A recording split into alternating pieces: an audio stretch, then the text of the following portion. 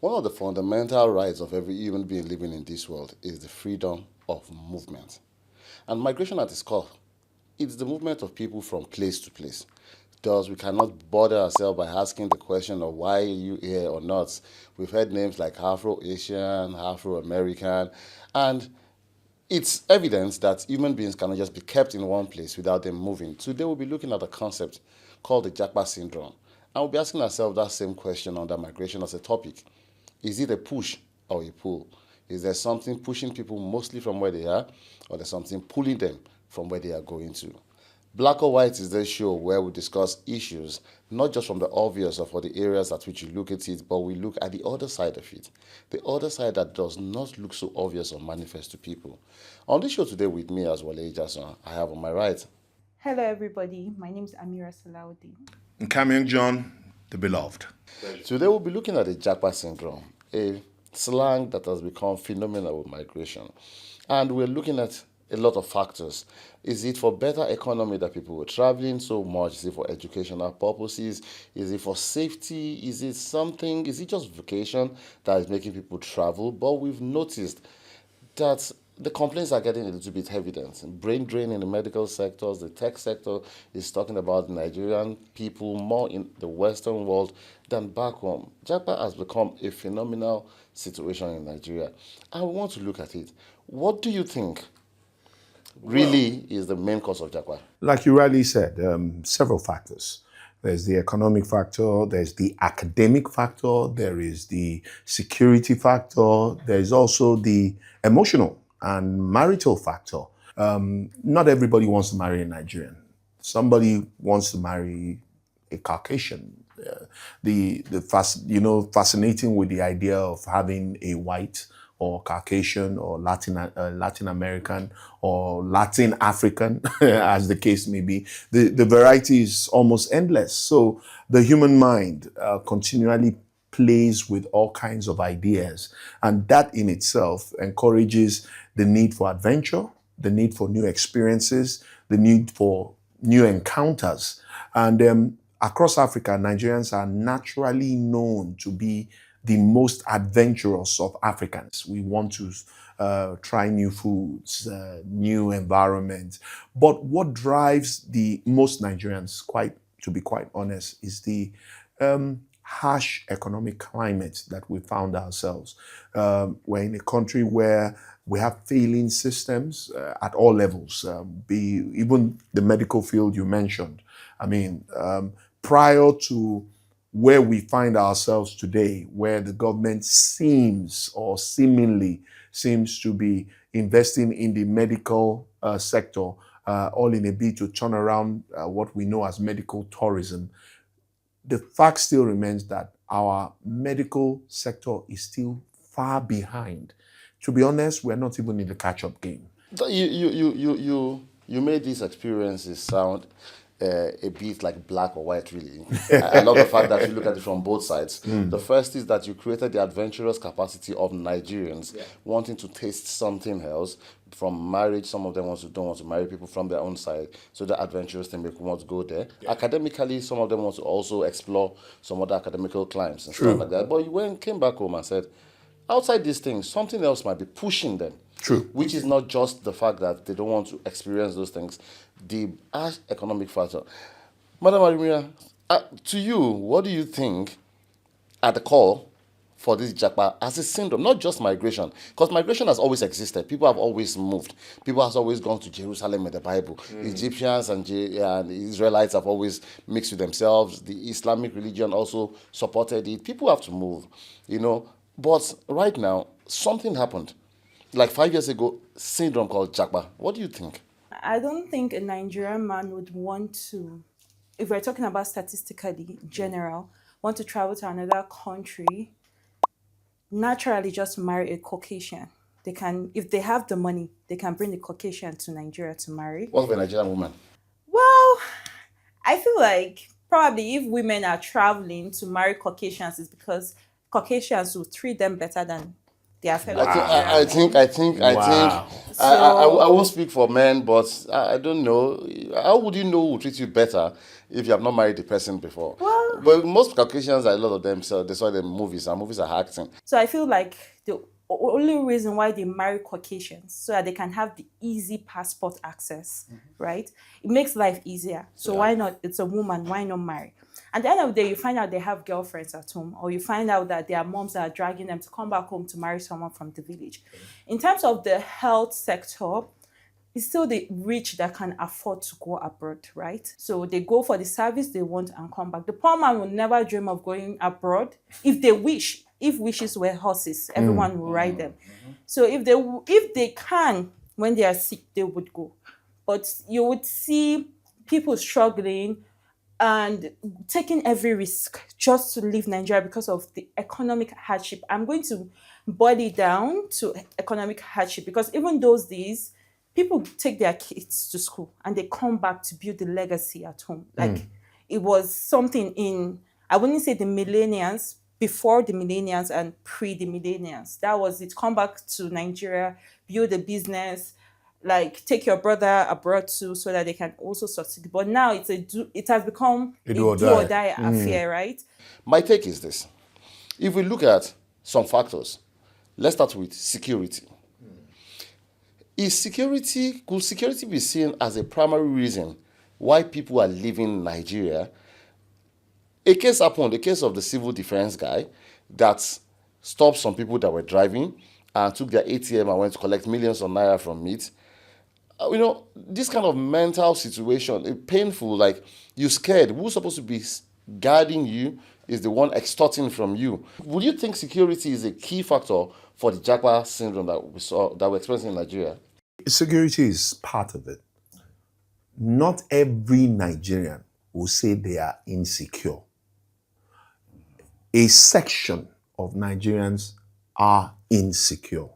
It could even be the fear of these scenarios. Not that you've experienced it, but the fear that, my children, my brother, my this, my dad, let's just pack our bags and go.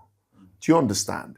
So it is the hysteria that has been created and the failure of systems. Nigeria has serious systemic issues. The government is not, okay, let's just look at recent events. Over 500 Nigerians died during the Easter period. Where was the number one citizen? He was in France. On vacation. Retreat. Who does that in a civilized society? And it comes back to one singular question. And I think that is the question that fuels the Japa syndrome and every other syndrome that the Nigerians polities suffer. Even if our leader likes that place also, why won't we like it? You understand? It's more about what is the value of the life of each of us here worth. We know the value of the life of an Israeli. We know the value of a German. We know the value of an American. In fact, some months ago, American Special Forces came into Nigeria to rescue a kidnapped American. Can you beat that? So you've made us understand the fact that security is one of the major concerns. It is. Madam Amira, let me look at let's come from your own side. The side I want us to see it from is, most time when people talk about this economic situation, some of us have been privileged to have traveled before also, and the standard of living versus standard of life is what I think really matters. Yeah. Because you don't earn so much over there to feed. A lot of Nigerians abroad, a lot of people abroad, they live from paycheck to paycheck. In Nigeria, you could wake up tomorrow morning and be a millionaire. You could do a business today and then 3 million tomorrow, sell one land and be the agent, as little as that. But you can't just get into those kind of deals abroad, and it depends on where you are anyway. Do you think people are living because of what they would benefit over there, as if they know it, or there's a fear of what they're not getting here? So I would say majorly, right? Individuals don't even know what they're going to get over there. They just want to leave. At the end of the day, when someone doesn't have capabilities to do anything, there's no freedom. Even if you are in your country where it seems you have the freedom, but you don't have capability to even drive on the road and just know that, okay, I am driving in my car, no one should just open my door and harass me. You don't have capability to buy whatever you want to eat and feel like, okay, I fed my family.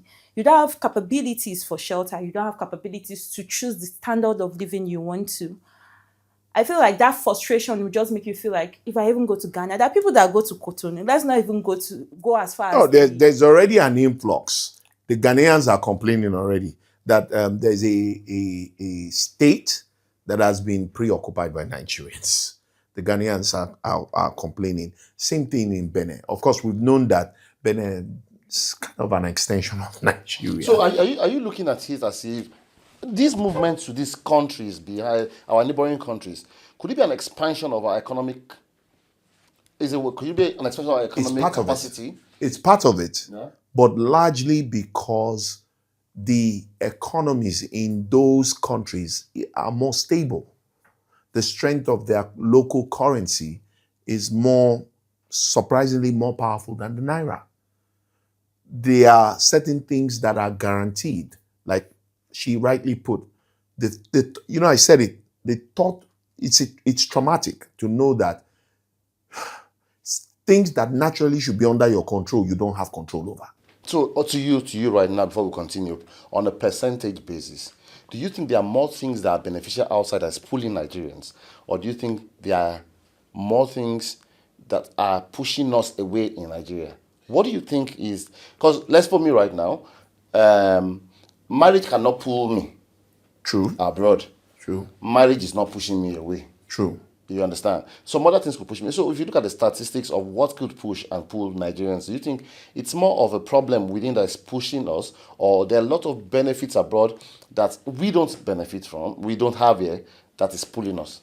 If I'm going to go by the mindset of a mutual friend who told me that even if it is just 1% that are able to survive the new migration policies and whatever, she wants to be that 1%. Why? Simply because things work over there.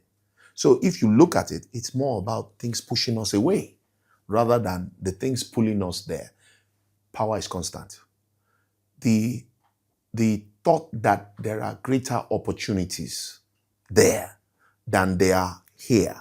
In the last 5 years, have you had more people traveling than you've ever had in your lifetime? I feel yes, 100%. We want I to feel travel. before, obviously, before 5 years, people traveled for vacation, Okay. right? Even before 5 years, you could afford to take your kids for summer holidays. Yeah. You could afford to take your whole family to travel. But now, I don't want to use the word "who born you well," except you are a part of those people who that are also stealing, because standard of living in Nigeria is declining. If you were amongst the rich percentile 5 years ago, I think you're below middle right now. Yeah. And it's quite unfortunate because things are not, even if the government will try to increase minimum wage, they are just destroying the economy. Because at the end of the day, it will cause inflation and hyperinflation. And at the end of the day, there won't be value of anything anymore.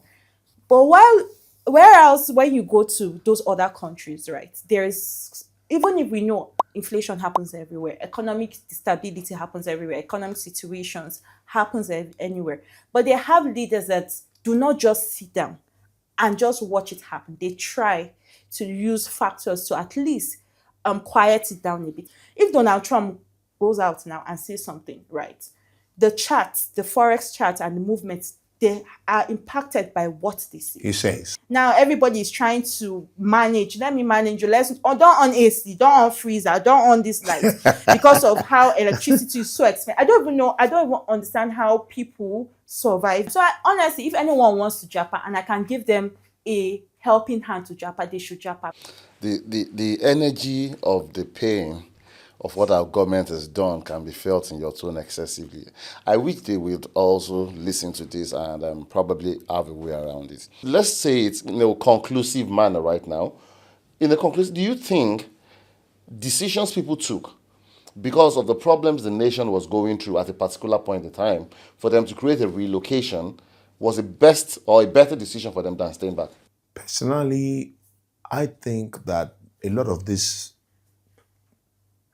decision to relocate is not properly thought out, not well researched, and then if you must look at the Nigerian social-cultural factor, where we like gists, we follow the trend. If you have to advise government on how to pull the people back and what government should do, what would you think, which areas do you think if government should put so much emphasis on, it could help bring our people back and reduce this migration? We understand that economic situation cannot just turn around overnight. It's not possible, yeah. It's very, very impossible. So you should have conditional transfers to individuals that are living below poverty line. For example, if the government want to renovate the villa with 200 million, if they give, let's say approximately we have 200 million people. So you give about 50%. Give about 50%, what will it take you? Then they should now have economical plans to turn this country around, right? We should export more. It is necessary for us to, because we understand that dollar is a currency that a lot of currency have to bow down to for now. Yeah, that's true. So now how can we get influx of dollar to Nigeria, right? How can we get businesses to come to Nigeria? Because we have resources, we have the manpower. Why is UK coming to Nigeria to tell them to come, we will give you free visas? Why are Nigerians traveling and they are making it? Because if it's hardworking people, we have it here. I don't hear. So government just have to do they know the right things to do. They just have to stop being selfish. Right. And I feel like, yeah. From our analysis, you made us understand the fact that you need government to put welfare into consideration a lot and try their best to improve the economic situation of Nigeria. Yeah. We've heard so much about the whole Japa syndrome. I know right now a lot of people are still thinking about it. Either it's the best thing for them to travel or to relocate abroad. From what Mr. John has said, it is better for you to do research on wherever you're going to, first of all. And Madam Amira is telling us that the government should do the best things for themselves and for the citizens by giving welfare packages, improving the economic situations in Nigeria. My name is Wale Jason. I'm your host on Black or White. Next week, we'll be talking about something more interesting than this. And don't forget to follow us on our social media handles. We have something interesting and intriguing to discuss. Thank you.